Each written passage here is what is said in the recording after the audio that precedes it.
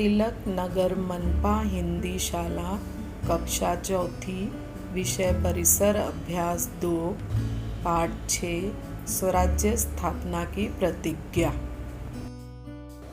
पुणे की दक्षिण पश्चिम दिशा में स्थित रायरेश्वर का मंदिर बड़ा सुंदर स्थान था।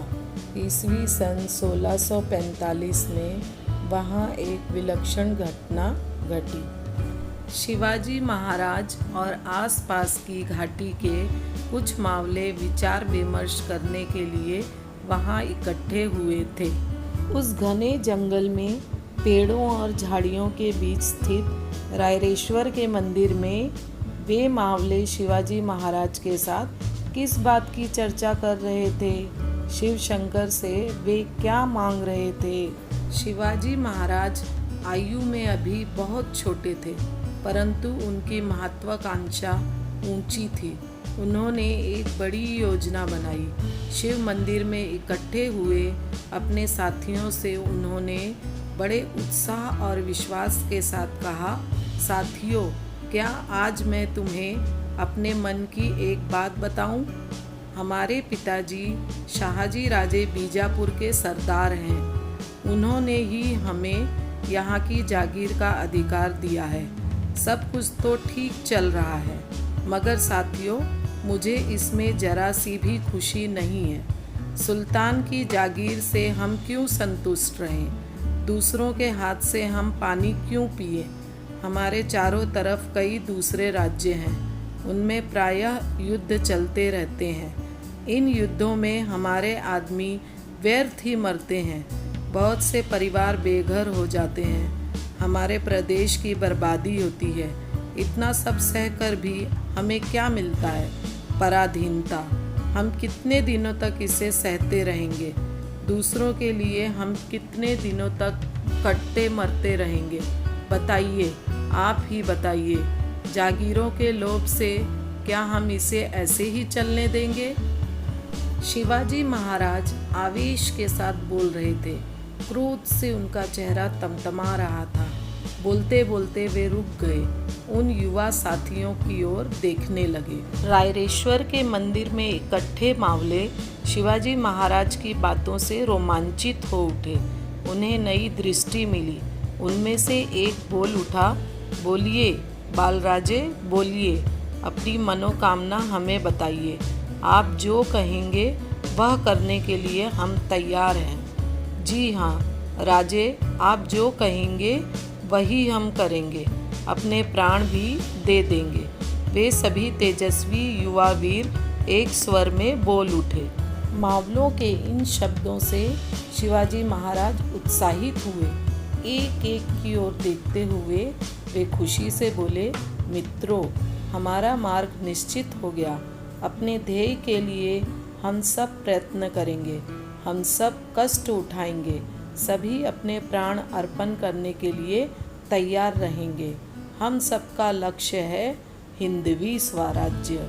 आपका, हमारा, सबका स्वतंत्र राज्य स्थापित करना है। दूसरों की पराधीनता हमें स्वीकार नहीं है। उठो, इस रायरेश्वर को साक्षी मानकर हम प्रतिज्ञा करें। स्वराज्य स्थापना के लिए हम अपना सर्वस्व अर्पण करेंगे। सारा मंदिर शिवाजी महाराज के शब्दों से गूंज उठा। अंत में उन्होंने निश्चय पूर्वक कहा, यह राज्य हिंदवी स्वराज्य के रूप में हो, ऐसी ईश्वर की इच्छा है। ईश्वर की इस मनोकामना को हम पूरी करेंगे।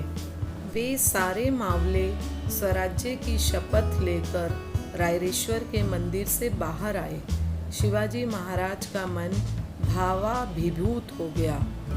पुणे आते ही वे लाल महल में माँ साहेब के पास गए। उन्होंने घटित घटना का वर्णन माता जीजाबाई से किया। माँ साहेब धन्य हो गई। उन्हें विश्वास हुआ कि उन्होंने जो सोचा था बाल शिवाजी राजे उसे अवश्य पूरा करेंगे। शिवाजी महाराज अपने नए कार्य में जुट गए। मावलों को लेकर वे तलवारबाजी करने लगे, घुड़सवारी करना, पहाड़ियों में दुर्गम मार्ग ढूंढना, दर्रों, घाटियों एवं गुप्त मार्गों आदि का निरीक्षण करना उनकी दिनचर्या हो गई। शिवाजी महाराज ने मावलों का हृदय जीत लिया। युवा मावले शिवाजी महाराज के लिए पागल हो गए। उनका मानना था कि जिएंगे तो शिवाजी महाराज के लिए और मरेंगे तो शिवाजी महाराज के लिए। शिवाजी महाराज की गतिविधियां समुद्र के ज्वार के समान बढ़ती गई। शिवाजी महाराज ने पुणे के आसपास के सभी गढ़ और किलों का अपने साथियों के साथ निरीक्षण किया। उन्होंने गुप्त मार्गों, सुरंगों, तहखानों, गोला बारूद, अस्त्र शस्त्र तथा शत्रु सेना के स्थलों की पूरी जानकारी शीघ्र ही प्राप्त कर ली। मावल प्रदेश में जगह जगह कई देशमुख अपनी अपनी जागीर संभाले बैठे थे। उन्हें अपनी जागीर का बहुत लोभ था। वे जागीरों के लिए आपस में लड़ते झगड़ते रहते थे। इन झगड़ों में मराठों की शक्ति अनायास ही बर्बाद हो रही थी। यह बात शिवाजी महाराज ने अच्छी तरह जान ली थी। उन्होंने उसे रोकने का दृढ़ निश्चय किया। शिवाजी महाराज देशमुखों के गांवों में जाते और उन्हें ये बातें समझाते, उन्हें स्वराज्य के उद्देश्य से प्रभावित करते। शिवाजी महाराज ने अपनी मधुर वाणी से उन्हें अपना बना लिया, परंतु कुछ लोगों ने उनकी अवज्ञा की। उन्हें भी शिवाजी महाराज सही रास्ते पर ले आए। मराठों के आपसी झगड़ों को उन्होंने समाप्त करवाया। सब उन्हें धन्यवाद देने लगे। शिवाजी महाराज के नाम से जागीर का प्रशासन प्रारंभ हुआ था। शाहाजी राजे ने शिवाजी महाराज की स्वतंत्र राजमुद्रा तैयार की। वह इस प्रकार की थी जो आपको चित्र में दिखाई दे रही है ना। प्रतिपदा के चंद्रमा की तरह बढ़ने वाली और सारे संसार के लिए पूजनीय होने वाली यह राजमुद्रा शाहाजी राजे के सुपुत्र शिवाजी राजा की राजमुद्रा लोगों के कल्याण के लिए है। यह संदेश देने वाली राजमुद्रा स्वराज्य की स्थापना का संकेत ही थी।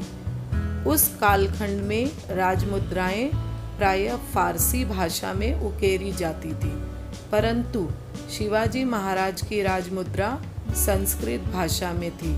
स्वराज्य की तरह ही स्वभाषा और स्वधर्म भी चाहिए, किंतु दूसरे धर्मों का द्वेष भी न हो। शीघ्र ही सभी मावलों की समझ में आ गया कि शिवाजी महाराज ने यह कार्य लोक कल्याण के लिए ही प्रारंभ किया है। ठीक है बच्चों, आपको पूरा पाठ समझ में आ गया। धन्यवाद बच्चों। घर पर रहें, सुरक्षित रहें।